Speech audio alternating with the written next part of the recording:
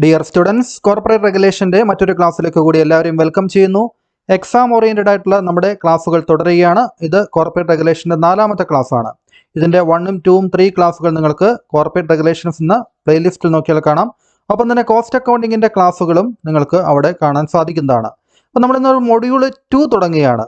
Module 1 നമ്മൾ complete ചെയ്തിരുന്നു. Module 2ൽ നമ്മളിന്ന് പഠിക്കുന്നത് formation of companies, promotion, role of promoters, അതായത് പ്രൊമോഷനുമായിട്ട് ബന്ധപ്പെട്ട എല്ലാ കാര്യങ്ങളും, പ്രൊമോഷൻ എന്താണ്, പ്രൊമോട്ടേഴ്സ് ആരാണ്, അവരുടെ ലൈബിലിറ്റീസ്, അവരുടെ ഫങ്ഷൻസ് തുടങ്ങിയ കാര്യങ്ങളെല്ലാം നമ്മളിന്ന് പഠിക്കും. ഒപ്പം തന്നെ തുടർന്നുള്ള ക്ലാസ്സുകളിൽ ഇത് വളരെ ഇമ്പോർട്ടൻ്റ് ആയിട്ടുള്ളൊരു ചാപ്റ്ററാണ്.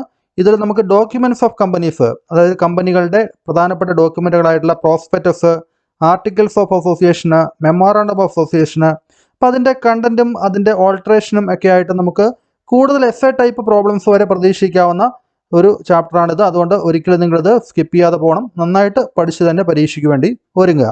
ഈ ക്ലാസ്സുകൾ നിങ്ങൾക്ക് യൂസ്ഫുൾ ആണ് തോന്നുകയാണെങ്കിൽ നിങ്ങളുടെ ഫ്രണ്ട്സിനോട് ഷെയർ ചെയ്യുക. ഒപ്പം തന്നെ വീഡിയോ ലൈക്ക് ചെയ്യാനും നിങ്ങളുടെ അഭിപ്രായങ്ങൾ കമൻറ്റ് ബോക്സിൽ എഴുതാനും മറന്നു പോകരുത്. കൂടാതെ ചാനൽ സബ്സ്ക്രൈബ് ചെയ്യാത്ത ആരെങ്കിലും ഉണ്ടെങ്കിൽ ചാനൽ ഒന്ന് സബ്സ്ക്രൈബും ചെയ്ത് വെക്കുക. അപ്പോൾ നമുക്ക് ക്ലാസ് ആരംഭിക്കാം.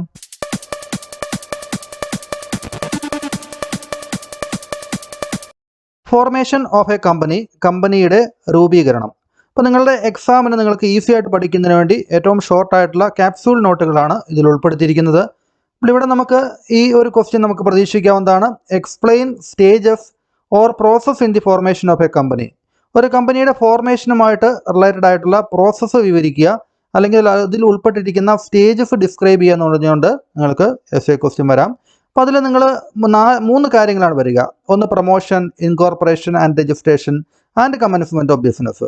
അപ്പോൾ the lengthy process of a formation of company, ഒരു കമ്പനിയുടെ രൂപീകരണം എന്ന് പറയുന്നത് അത് ഒരു ലെങ്തി ആയിട്ടുള്ള ഒരു പ്രോസസ്സാണ്. കമ്പനീസ് ആക്ട് 2013 പ്രകാരം പ്രൊമോഷന്, ഒപ്പം തന്നെ incorporation and registration and commencement of business, ഈ 3 പ്രധാനപ്പെട്ട സ്റ്റേജസ് ആണ് ഇതിൽ ഉൾപ്പെട്ടിരിക്കുന്നത്.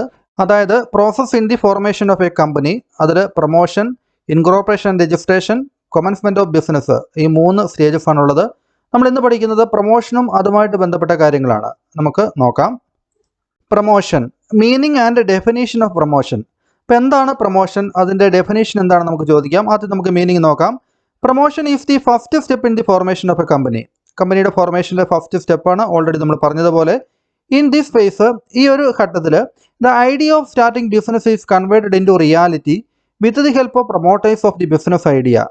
അതായത് ഒരു ബിസിനസ് ഐഡിയ ആരുടെ മനസ്സിലാണോ ഉദിച്ചത് അയാളാണ് നമ്മൾ പ്രൊമോട്ടർ എന്ന് പറയുക. അപ്പോൾ അയാളുടെ സഹായത്തോടു കൂടി ആ ബിസിനസ് ഐഡിയ നമ്മൾ റിയാലിറ്റിയിലേക്ക്, യാഥാർത്ഥ്യത്തിലേക്ക് കൺവേർട്ട് ചെയ്യുന്ന, കൊണ്ടുവരുന്ന ആ ഒരു പ്രോസസ്സിനെയാണ് നമ്മൾ ഫോർമേഷൻ്റെ ഭാഗമായിട്ട് പ്രൊമോഷൻ എന്ന് പറയുക. ഒരു കമ്പനിയുടെ ഫോർമേഷനുമായിട്ട് ബന്ധപ്പെട്ടിട്ടുള്ള ആദ്യത്തെ സ്റ്റെപ്പാണിത്. The idea of starting business is converted into reality with the help of promoters of the business idea. Business idea നമ്മൾ പ്രൊമോട്ടറുടെ സഹായത്തോടു കൂടി തന്നെ ഒരു റിയാലിറ്റിയിലേക്ക്, ഒരു ബിസിനസ് എന്ന നിലയിലേക്ക്, യാഥാർത്ഥ്യത്തിലേക്ക് അതിനെ കൺവേർട്ട് ചെയ്തെടുക്കുന്ന, അതുമായിട്ട് ബന്ധപ്പെട്ട എല്ലാ പ്രോസസ്സുകളെ നമുക്ക് ഒരുമിച്ച് എന്ത് വിളിക്കാം, അതിനെ പ്രൊമോഷൻ എന്ന് വിളിക്കാം. അതായത് promotion of a company. Then Gerstenberg has defined promotion as, നമ്മുടെ പ്രൊമോഷന് ജെസ്റ്റൻബർഗ് ഡിഫൈൻ ചെയ്തിരിക്കുന്നു. നോക്കുക. The discovery of business opportunities, ഒരു ബിസിനസ് ഓപ്പർച്യൂണിറ്റി, ഒരു ബിസിനസ്സിൻ്റെ ഓപ്പർച്യൂണിറ്റി കണ്ടുപിടിക്കുന്നു, ഡിസ്കവർ ചെയ്യുന്നു. And the subsequent organisation of fund. അപ്പോൾ ആ ബിസിനസ് ഓപ്പർച്യൂണിറ്റി ഐഡിയ മനസ്സിലേക്ക് വന്നു കഴിഞ്ഞാൽ ആ ഐഡിയ നമ്മൾ പ്രാക്ടിക്കലാക്കുന്നതിന് വേണ്ടി, റിയാലിറ്റിയിലേക്ക് കൊണ്ടുവരുന്നതിന് വേണ്ടി അതിനാവശ്യമായിട്ടുള്ള അനന്തരമായിട്ടുള്ള സബ്സിക്വൻ്റ് ആയിട്ടുള്ള ഓർഗനൈസേഷൻ ഓഫ് ഫണ്ട് സമാഹരിക്കുക. Property and manager ability, land പോലുള്ള പ്രോപ്പർട്ടി നമ്മൾ അക്വയർ ചെയ്യുക. മാനേജറിയൽ എബിലിറ്റി, അതിനാവശ്യമായിട്ടുള്ള മാനേജേഴ്സിനെ നിശ്ചയിക്കുക. In a business concern for the purpose of making profits there from. അപ്പോൾ ഒരു ബിസിനസ് കൺസേൺ ആയിട്ട് അങ്ങനെ രൂപം കൊടുത്ത് ആ ബിസിനസ്സിൽ നിന്ന് ലാഭം ഉണ്ടാക്കുന്ന ഒരു സ്റ്റേജിലേക്ക് എത്തിക്കുന്ന ആ ഒരു പ്രക്രിയയാണ് നമ്മൾ പ്രൊമോഷൻ എന്ന് പറയുക. ഇനി promoter, who is a promoter, പ്രൊമോട്ടറുടെ ഡെഫിനേഷനും മീനിങ്ങും നമ്മൾ നോക്കും. Meaning and definition of promoter. Section 2 subsection 69 of companies act 2013. ഇപ്പോൾ ലേറ്റസ്റ്റ് ആയിട്ടുള്ള കമ്പനീസ് ആക്ട് 2013 പ്രകാരം പ്രൊമോട്ടർ ആരാണെന്നുള്ളത് നമുക്ക് നോക്കാം. It is a promoter means A person, ഒരു വ്യക്തിയാണ്. Who has been named as promoter in prospectus. ഇപ്പോൾ കമ്പനിയുടെ വളരെ പ്രധാനപ്പെട്ട ഒരു ഡോക്യുമെൻ്റ് ആണ് പ്രോസ്പെക്ടസ്. ആ പ്രോസ്പെക്ടസിൽ പ്രൊമോട്ടർ എന്ന പേരിൽ അറിയപ്പെടുന്ന ആരാണോ അയാളായിരിക്കും പ്രൊമോട്ടർ എന്ന് പറഞ്ഞിരിക്കുന്നു. Or is identified by the company in the annual return referred to in section 92. അല്ലെങ്കിൽ സെക്ഷൻ 92 പ്രകാരമുള്ള ആനുവൽ റിട്ടേണിൽ പ്രൊമോട്ടർ എന്ന നിലയിൽ ഐഡന്റിഫൈ ചെയ്യപ്പെടുന്ന അവിടെ എഴുതി വെച്ചിരിക്കുന്ന ആളുടെ പേരാണോ അയാളായിരിക്കും promoter. Then a person who has control over the affairs of the company, കമ്പനിയുടെ തുടക്കത്തിലുള്ള അഫയേഴ്സിലുള്ള കൺട്രോൾ ഉള്ള ആള് അത് പ്രൊമോട്ടറാണ്. Directly or indirectly whether as a share holder, director or otherwise, ഒരുപക്ഷെ അദ്ദേഹം ഷെയർ ഹോൾഡർ ആകാം, അല്ലെങ്കിൽ ഡയറക്ടർ ആവാം, അല്ലെങ്കിൽ ഏതൊരു കപ്പാസിറ്റിയിലും കമ്പനിയുടെ മേൽ കൺട്രോളിംഗ് പവറുള്ള ആ വ്യക്തി പ്രൊമോട്ടറാണ്. In accordance with whose advice, അതായത് മൂന്നാമത്തെ പറഞ്ഞിരിക്കുന്നത് ആരുടെ അഡ്വൈസ് പ്രകാരമാണോ, ഡയറക്ഷൻസ് ഓർ ഇൻസ്ട്രക്ഷൻസ്, ആരുടെ ഡയറക്ഷൻസ് ഓർ ഇൻസ്ട്രക്ഷൻസ് പ്രകാരമാണോ the board of directors of the companies അക്കംസ്റ്റഡ് to act, board of directors പ്രവർത്തിക്കുക. However a person who is acting merely in a professional capacity is not a promoter. അപ്പോൾ ഒരു professional കപ്പാസിറ്റിയിൽ act ചെയ്യുന്ന ഒരു വ്യക്തി promoter അല്ല എന്ന് പ്രത്യേകം എടുത്ത് പറഞ്ഞിട്ടുണ്ട്. അതായത് കമ്പനിയുമായിട്ട് ബന്ധപ്പെട്ട സോളിസിറ്റർ, അഡ്വക്കേറ്റ് അങ്ങനെയുള്ള ആളുകളൊന്നും കമ്പനിയുടെ പ്രൊമോട്ടർ ആയിരിക്കില്ല. അവർ ചിലപ്പോൾ കമ്പനിയുടെ പ്രൊമോഷനുമായിട്ട് ബന്ധപ്പെട്ട രേഖകളൊക്കെ തയ്യാറാക്കുന്നതിൽ കമ്പനിയെ സഹായിക്കുന്നുണ്ടാവും. പക്ഷേ ഈ നമ്മൾ മുകളിൽ പറഞ്ഞ 3 കാര്യങ്ങൾ, കൺട്രോളിംഗ് പവറുള്ള കമ്പനിയെ നിയന്ത്രിക്കുന്ന ആ വ്യക്തിയാണ് പ്രൊമോട്ടർ എന്ന നിലയിൽ 2013 കമ്പനി ആക്ട് പറയുക. ദെൻ ഇനി എന്താണ് promoter? Who is a promoter എന്ന് ചോദിച്ചു കഴിഞ്ഞാൽ അതിൻ്റെ മീനിങ് ആയിട്ട് promoter is a person who with a definite object in view creates a company and goes through the necessary formalities for its formation. അതായത് promoter എന്ന് പറയുന്ന ഒരു വ്യക്തിയാണ് who with a definite object in view, അയാളുടെ മനസ്സിലുള്ള ഒരു ലക്ഷ്യം നടപ്പിലാക്കുന്നതിന് വേണ്ടി ക്രിയേറ്റ്സ് എ കമ്പനി, ഒരു കമ്പനി ക്രിയേറ്റ് ചെയ്യുന്നു, and goes through the necessary formalities for its formation, ആ കമ്പനിയുടെ ഫോർമേഷനുമായിട്ട് ബന്ധപ്പെട്ട നെസസറി ഫോർമാലിറ്റീസ്, അതുമായിട്ട് ബന്ധപ്പെട്ട കാര്യങ്ങളിലൂടെ കടന്നു പോകുന്ന സ്റ്റെപ്പുകൾ ഏറ്റെടുത്ത് നടപ്പിലാക്കുന്നു. അങ്ങനെയുള്ള വ്യക്തിയാണ് പ്രൊമോട്ടർ എന്ന് പറയുക. Then types of promoters, promoters ആരൊക്കെയാണ്, ഏതൊക്കെ ടൈപ്പ് ഉണ്ടാകാം, explain the types or kinds of promoters, അങ്ങനെ ക്വസ്റ്റ്യൻ വരാം. അല്ലെങ്കിൽ ഏതെങ്കിലും ഒരു പ്രൊമോട്ടർ, ഉദാഹരണത്തിന് professional promoter, who is A professional promoter എന്ന് ചോദിക്കാം. Who have taken promotion of their profession, അതായത് കമ്പനി പ്രൊമോട്ട് ചെയ്യുക എന്നുള്ളത് ഒരു പ്രൊഫഷനായിട്ട് എടുത്തിരിക്കുന്ന ആളുകളെയാണ്, അത് അവരുടെ തൊഴിലാണ് അല്ലേ, കമ്പനി പ്രൊമോട്ട് ചെയ്യുക എന്നുള്ളത്. കമ്പനിയുടെ രൂപീകരണവും അതുമായിട്ട് ബന്ധപ്പെട്ട കാര്യങ്ങളും അതിനുശേഷം ആ ഐഡിയയും കമ്പനിയും അവർ വിറ്റ് ക്യാഷ് ആക്കുന്നു അല്ലേ. അപ്പം അങ്ങനെ പ്രൊഫഷണലായിട്ട് കമ്പനി പ്രൊമോട്ട് ചെയ്യുന്ന ആളുകളാണ് company promoters. Their interest is only promotion but not in the running of the business. അപ്പോൾ ഒരു കമ്പനി രൂപീകരിച്ച് ആ ബിസിനസ് റൺ ചെയ്തുകൊണ്ട് പോകുക എന്നുള്ളതല്ല അവരുടെ ലക്ഷ്യം, കമ്പനിയുടെ പ്രൊമോഷനാണ്. ഇപ്പോൾ കമ്പനിയുടെ രൂപീകരണത്തിന് മറ്റുള്ള ആളുകളെ സഹായിക്കുന്ന ആളുകളാണ് അല്ലേ, പ്രൊഫഷണലായിട്ട് തന്നെ ഏർപ്പെടുന്ന ആളുകളാണ്. ദെൻ ഒക്കേഷണൽ പ്രൊമോട്ടേഴ്സ് ആകാം. ഒക്കേഷണൽ എന്ന് വെച്ച് കഴിഞ്ഞാൽ വല്ലപ്പോഴും എന്നുള്ള അർത്ഥത്തിലാണ് അല്ലേ. Who do not generally search for the business, they do promotion actively when opportunity comes to them. സാധാരണ അവരൊരു കമ്പനിയെ പ്രൊമോട്ട് ചെയ്യാൻ വേണ്ടി നിരന്തരം അവർ ശ്രമിച്ചുകൊണ്ടിരിക്കുന്ന ആൾക്കാരല്ല. ഒക്കേഷണലി അല്ലെങ്കിൽ ഒരു ഓപ്പർച്യൂണിറ്റി പെട്ടെന്ന് അവരുടെ മനസ്സിലേക്ക് അല്ലെങ്കിൽ മുമ്പിൽ വരുമ്പോൾ അതിനനുസരിച്ച് കമ്പനി പ്രൊമോട്ട് ചെയ്യുന്ന ആളുകളാണ് ഒക്കേഷണൽ പ്രൊമോട്ടേഴ്സ്. കൂടാതെ ഓൺട്രപ്രണർ പ്രൊമോട്ടേഴ്സ് ആകാം. Who are both promoter and entrepreneur, അദ്ദേഹം പ്രൊമോട്ടറുമാണ് ഒപ്പം തന്നെ ഓൺട്രപ്രണറുമാണ് അല്ലേ, ഒരു സംരംഭകനുമാണ്. Who do promotion activities and later become part and parcel of the business, അദ്ദേഹം ഒരു കമ്പനി പ്രൊമോട്ട് ചെയ്യുന്നു, ഒപ്പം തന്നെ ആ കമ്പനിയുടെ പാർട്ട് ആൻഡ് പാർസൽ പ്രധാനപ്പെട്ട വ്യക്തി ഓണറായിട്ട് തന്നെ പിന്നീട് മാറുകയും ചെയ്യുന്നു. അത്തരത്തിലുള്ള ആളുകളാണ് entrepreneur promoter. And lastly financial promoters ആകാം. അവർക്ക് ഫിനാൻഷ്യൽ ആയിട്ടുള്ള ലക്ഷ്യങ്ങളാണ്. Who undertake promotional activities and purchase the entire share capital of the company. അപ്പോൾ ഒരു കമ്പനി അവർ പ്രൊമോട്ട് ചെയ്ത് കഴിഞ്ഞാൽ ആ കമ്പനിയുടെ ഷെയർ ഇഷ്യൂ ചെയ്യുമ്പോൾ എൻറ്റയർ ഷെയർ ക്യാപിറ്റൽ ആദ്യം ഒരുമിച്ച് വാങ്ങിക്കുന്നു. And later sell shares at a profit, പിന്നീട് കമ്പനിയുടെ രൂപീകരണത്തിന് ശേഷം ആ ഷെയറുകളെല്ലാം പിന്നീട് ലാഭത്തിലായി കഴിയുമ്പോൾ ഉയർന്ന വില കിട്ടുമ്പോൾ അവർ മറിച്ച് വിറ്റ് ലാഭം ഉണ്ടാക്കുകയും ചെയ്യുന്നു. അപ്പോൾ അത്തരത്തിലുള്ള പ്രൊമോട്ടേഴ്സാണ് ഫിനാൻഷ്യൽ പ്രൊമോട്ടേഴ്സ്. ഇനി നമുക്ക് ലൈബിലിറ്റീസ് ഓഫ് എ പ്രൊമോട്ടർ, ഒരു പ്രൊമോട്ടർ എന്ന നിലയിൽ ആക്ട് ചെയ്യുമ്പോൾ അദ്ദേഹത്തിന് ഉണ്ടായേക്കാൻ സാധ്യതയുള്ള ലൈബിലിറ്റീസ്, ബാധ്യതകൾ എന്തൊക്കെയാണെന്നുള്ളത് നമുക്ക് നോക്കാം. Write a short note on liabilities of promoter or what are the liabilities of a promoter എന്ന രീതിയിൽ ക്വസ്റ്റ്യൻ പ്രതീക്ഷിക്കാം. He is liable four miss statement and untrue statement made.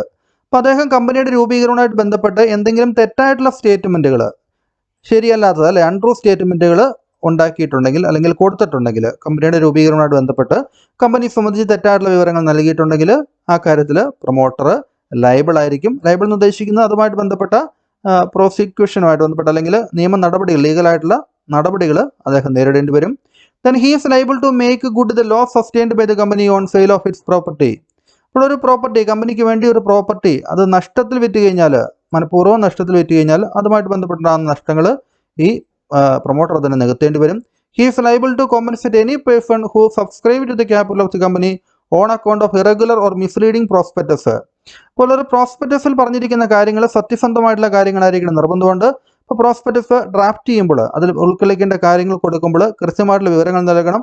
തെറ്റായിട്ടുള്ള വിവരങ്ങൾ നൽകിയതിന് ശേഷം ഇറഗുലർ ഓർ മിസ്ലീഡിംഗ് പ്രോസ്പെക്ടസ് തയ്യാറാക്കി അതിൻ്റെ അടിസ്ഥാനത്തിൽ ആരെങ്കിലും ഷെയറുകൾ കമ്പനിയുടെ ഷെയറുകൾ വാങ്ങിച്ചിട്ടുണ്ടെങ്കിൽ who subscribe to the capital of the company അവർ അതിനനുസരിച്ച് തെറ്റായിട്ടുള്ള വിവരങ്ങളാണ് പിന്നീട് മനസ്സിലാക്കി കഴിഞ്ഞാൽ അവർ കോമ്പൻസേഷൻ ആവശ്യപ്പെട്ട് കഴിഞ്ഞാൽ നഷ്ടപരിഹാരം ആവശ്യപ്പെട്ട് കഴിഞ്ഞാൽ പ്രൊമോട്ടർ നൽകേണ്ടി വന്നേക്കാം.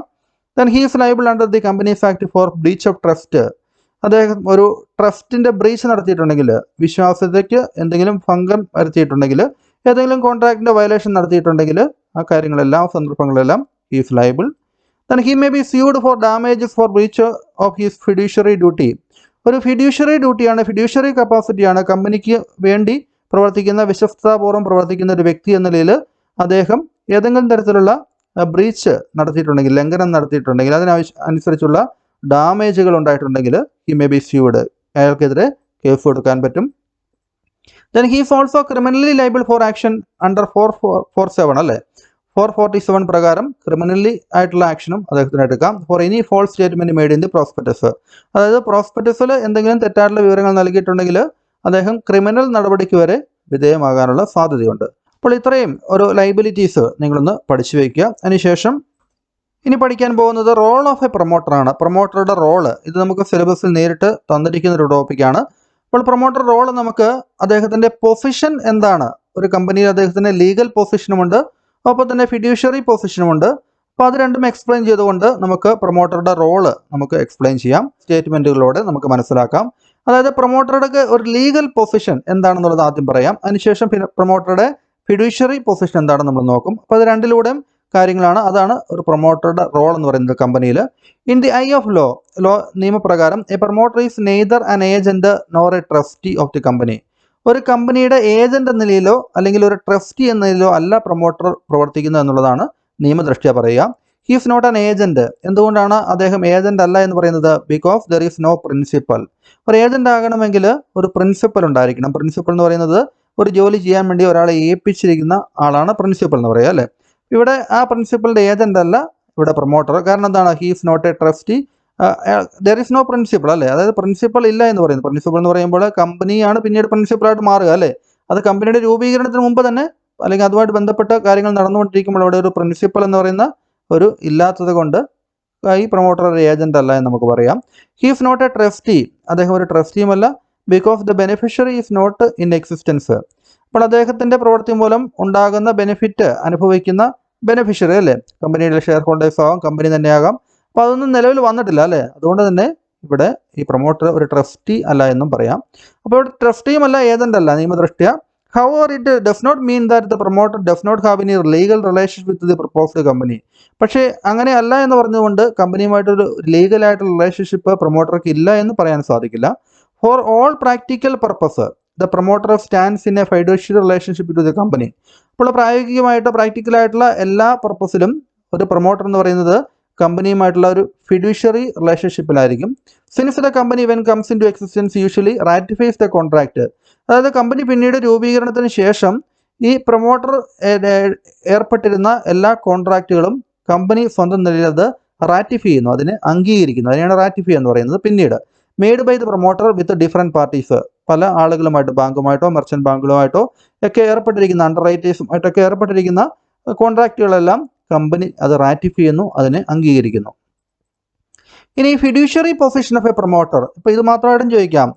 പ്രൊമോട്ടറുടെ ഫിഡ്യൂഷ്യറി പൊസിഷൻ എക്സ്പ്ലെയിൻ ചെയ്യാമെന്ന് ചോദിക്കാം. അതുപോലെ ലീഗൽ പൊസിഷൻ എക്സ്പ്ലെയിൻ ചെയ്യാമെന്ന് പറയാം. അപ്പോൾ റോൾ ഓഫ് എ പ്രൊമോട്ടർ എന്ന രീതിയിലും ചോദ്യം വരാം. Since the promoters do the functions of creation and moulding the company they are in A fiduciary position with the company. അപ്പോൾ ഒരു കമ്പനി മോൾഡ് ചെയ്തെടുക്കുകയാണ്, ഒരു കമ്പനിയുടെ രൂപീകരണമാണ് പ്രൊമോട്ടറുടെ ധർമ്മം അല്ലേ. അപ്പോൾ കമ്പനിയുമായിട്ട് ബന്ധപ്പെട്ട അതുമായിട്ട് ബന്ധപ്പെട്ട ഫങ്ഷൻസ് എല്ലാം പ്രൊമോട്ടർ ചെയ്യുന്നുണ്ട്.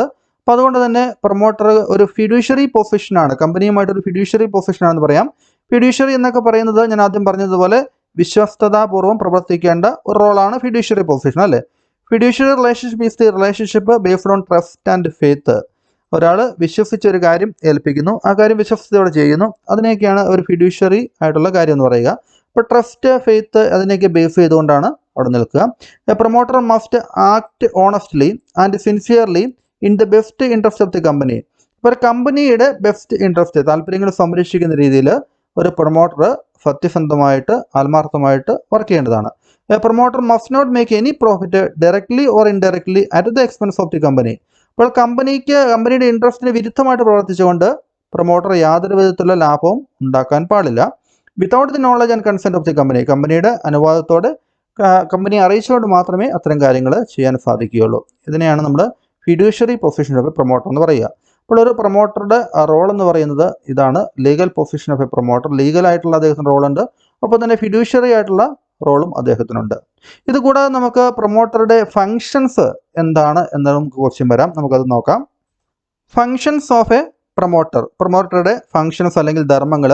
ഫങ്ഷൻസ് പറയുമ്പോൾ നമുക്ക് ഇവിടെ പ്രൊമോഷൻസിൻ്റെ സ്റ്റെപ്പ് അല്ലെങ്കിൽ ഫോർമേഷനുമായിട്ട് ബന്ധപ്പെട്ട് ആദ്യത്തെ സ്റ്റെപ്പായിട്ടുള്ള പ്രൊമോഷൻ ഓഫ് എ കമ്പനി, അതിൻ്റെ സ്റ്റെപ്സ്, പ്രൊസീജിയർ, സ്റ്റേജസ്, ആ രീതിയിൽ ക്വസ്റ്റ്യൻ വന്നു കഴിഞ്ഞാൽ നമുക്ക് ഈ പ്രൊമോട്ടറുടെ ഫങ്ഷൻസ് തന്നെ എഴുതിയാൽ മതി. അല്ലെങ്കിൽ what are the functions of promoters എന്ന് ചോദിച്ചാലും explain the steps, procedure, stages involved in promotion of a company, ഈ രീതിയിൽ ക്വസ്റ്റ്യൻ വന്നു കഴിഞ്ഞാൽ നമുക്ക് ഈ ഒരു ആൻസർ എഴുതിയാൽ മതി.